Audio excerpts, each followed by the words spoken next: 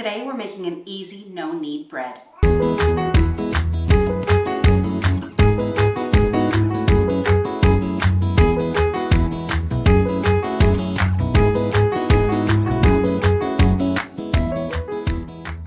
Hi, welcome to Black Cat Kitchen. I hope you're doing well. Today we're making a really easy no-knead bread.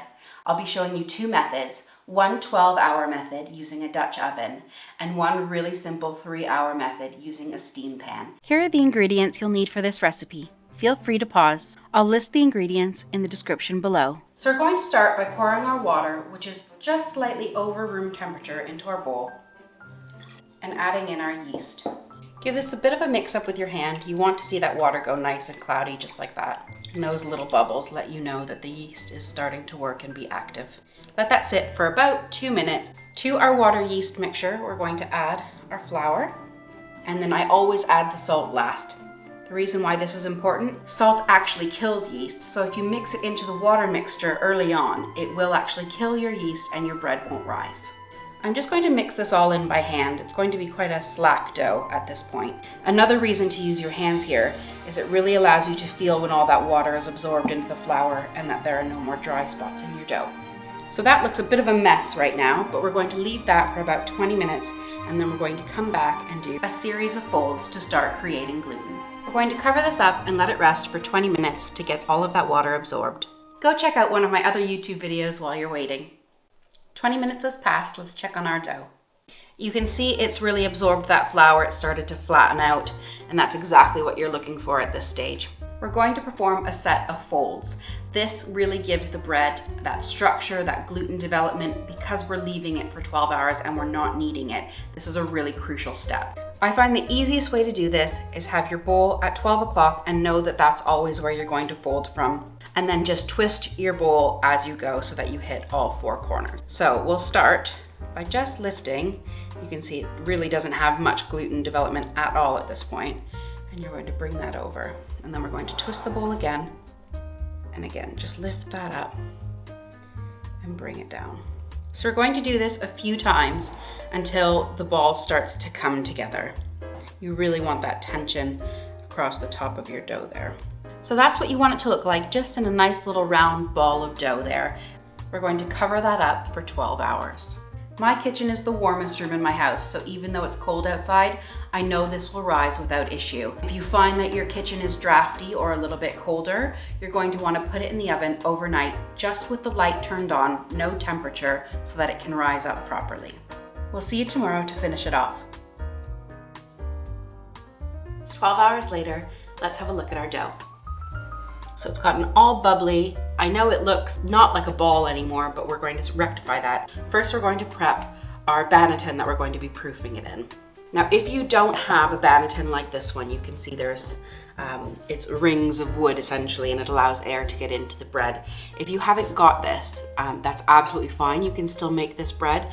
I would recommend using a colander, some sort of strainer that you have that will allow air into the bread.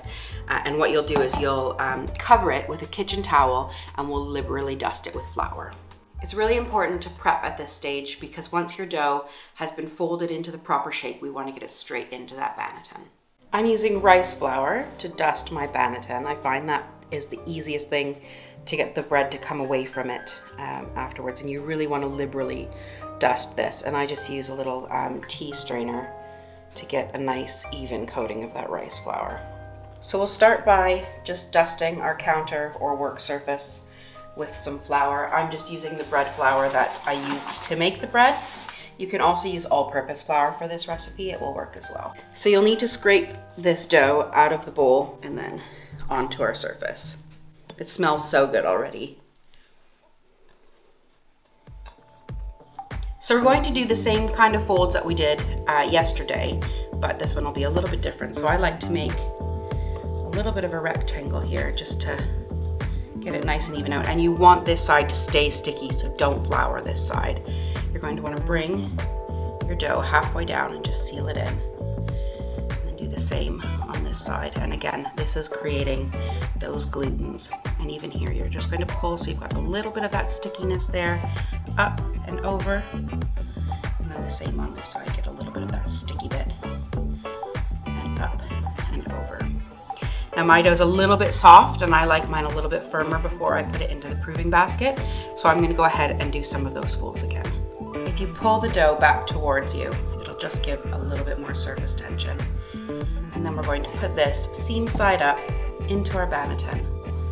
And just kind of pinch it together. It doesn't have to be perfect. This is actually going to create the nice design on the top of your bread. We're not going to be doing any cutting today. We want to keep this nice and simple. So that's going to sit like that for about an hour and a half to 2 hours. We're going to cover it back up, and I am going to just give that a light dusting of that rice flour again so nothing sticks.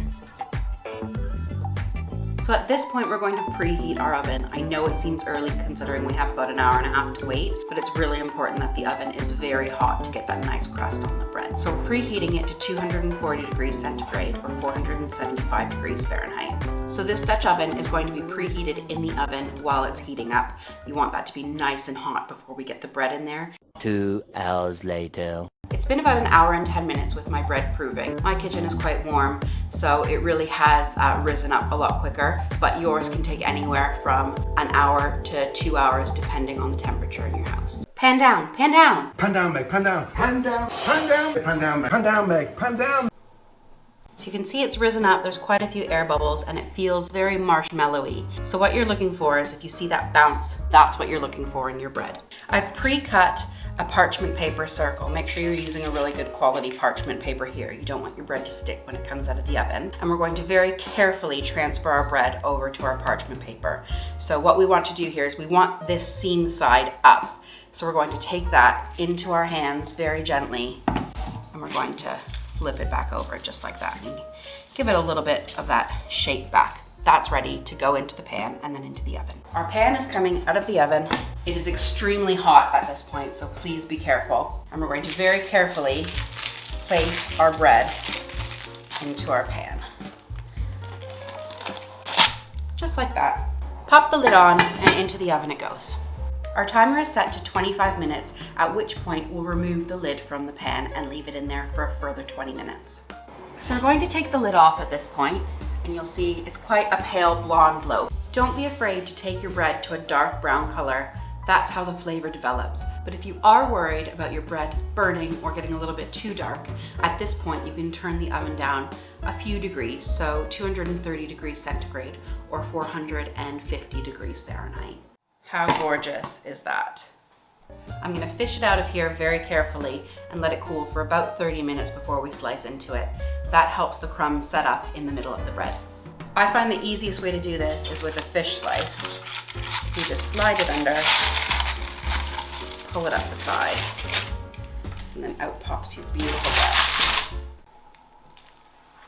I love that crackling sound. To make sure it's done, I can tell it's done at this point because I've made enough loaves, but if it's your first time, you'll want to flip it over and just give it a, and if it sounds hollow like that, it's perfectly cooked on the inside.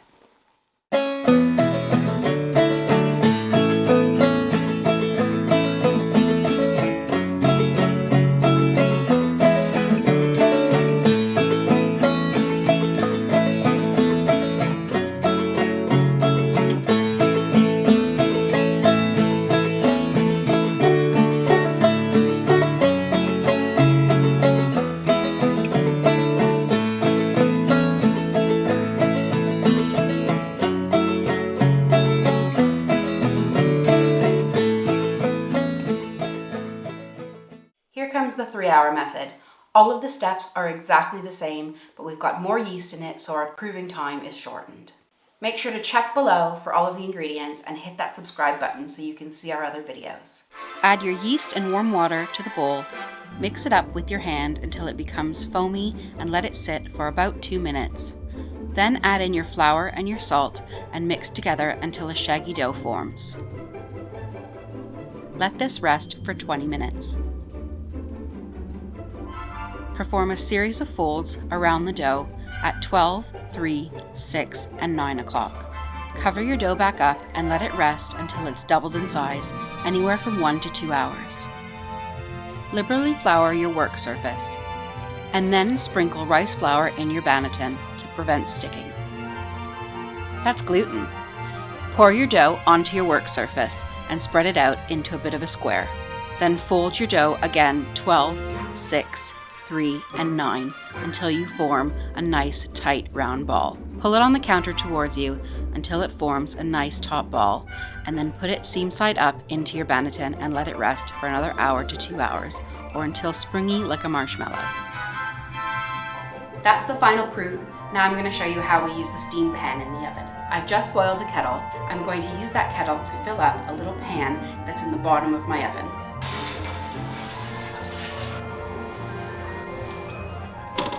Quickly tip your bread onto your floured hand and then back onto the parchment seam side up. Move your dough swiftly onto your preheated baking sheet and put in the oven for 25 minutes. At 25 minutes, remove your water bath and close the oven door quickly. Set the timer for another 20 minutes or so.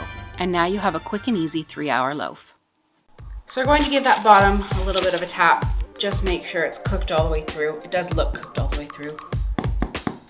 Sounds perfect.